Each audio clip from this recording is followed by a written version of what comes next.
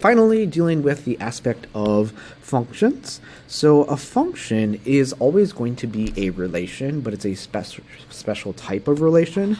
So what I mean by that is that whenever you're dealing with the, just kind of draw something right here. So if these are all of the possible relations that we could create, then functions are going to be a special type of that. So not every relation is going to be a function, but we know that, of course, every function is a relation. It's just kind of special. So exactly what a function is it is a relation where each of the inputs, each individual input, can only map to exactly one output.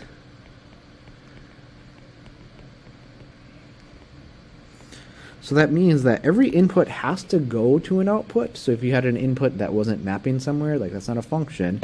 So an input has to go somewhere, but when it does go somewhere, it can only go to exactly one place. It can't go to 2 places or 3 places or anything like that.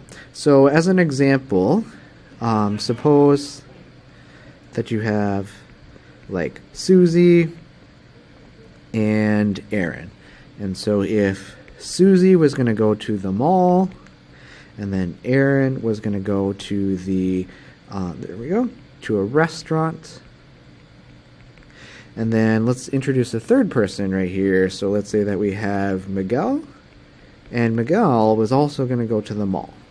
So in that particular relation right there, every single input, so each input, meaning Susie, Aaron, and Miguel, is going to exactly one output. Because Susie is going to the mall, and the mall only. Aaron is going to the restaurant, and the restaurant only. And Miguel is going to the mall, and to the mall only. And it's totally okay, right, and acceptable that 2 different people, Susie and Miguel, could be at the same place at the same time. Because, of course, there's usually, more than one person at the mall. So this right here is considered a function, because each of the inputs, each of the people, is going to just exactly one place.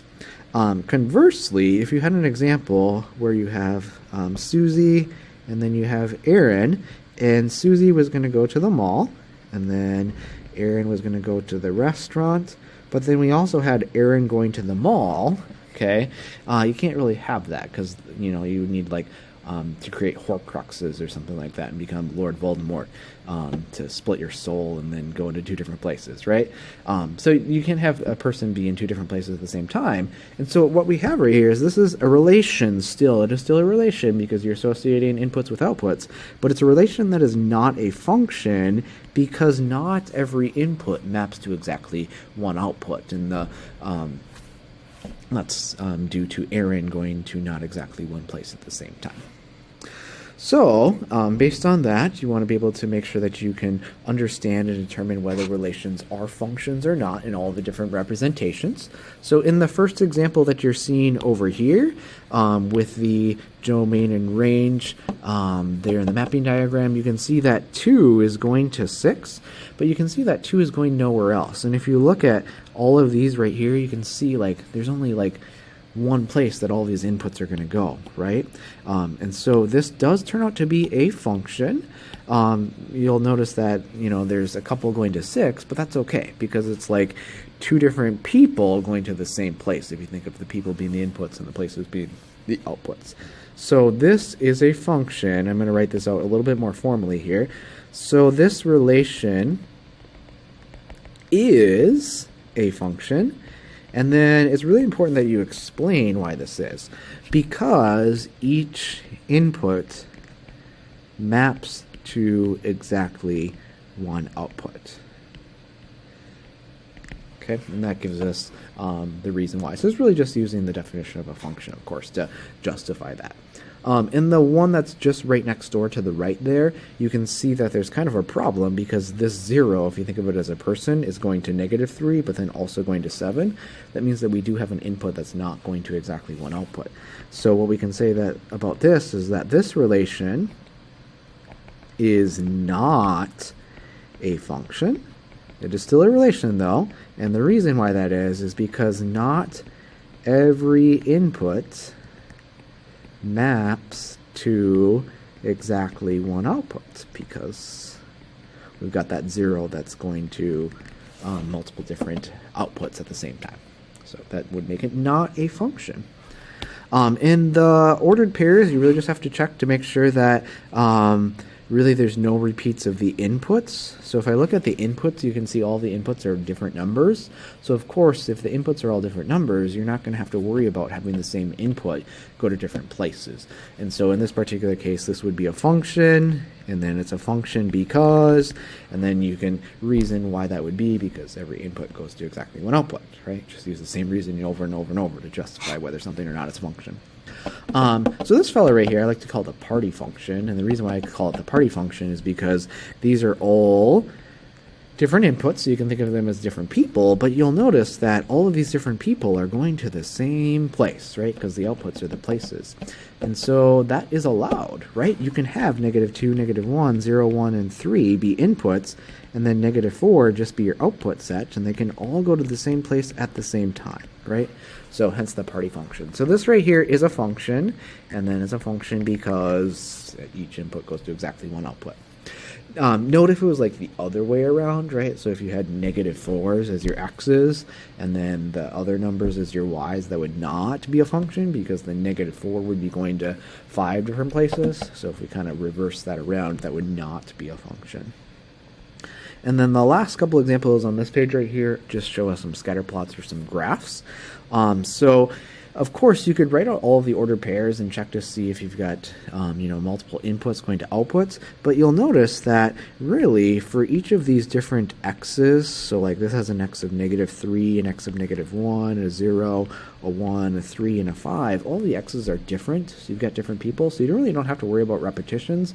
So it does turn out that this is a function, or each x does go to exactly one y, but over here, you'll notice like right here is kind of a problem, because for that particular x of 2, you've got two different points kind of lined up vertically there, where 2 is mapping to 3, but 2 is also mapping to -1. And so that issue right there tells us that this is not going to be a function, because not every input is going to map to exactly one output. So I'll just say that this is a function because, and then this is not a function because, and you understand the reason why